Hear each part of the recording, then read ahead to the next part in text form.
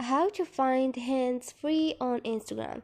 Hi guys, in this video I will show you how to find hands free option on your Instagram story. It's so easy and quick, so let's jump in. First thing, go to your Instagram.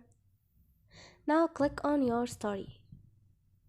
This option makes it easy to record a video without just keep clicking on the screen to record the video.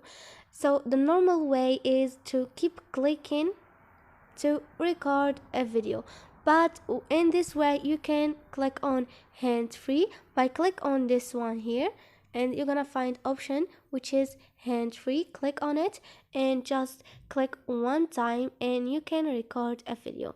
Let's choose a filter and click on hands free, and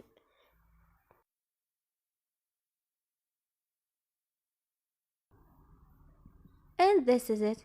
Like you see, I didn't even keep clicking on the screen to record this video. I just clicked one time, and this is why he called hands free. So this is it guys. Hope this video was helpful to you, and if you liked the video, don't forget to subscribe and like.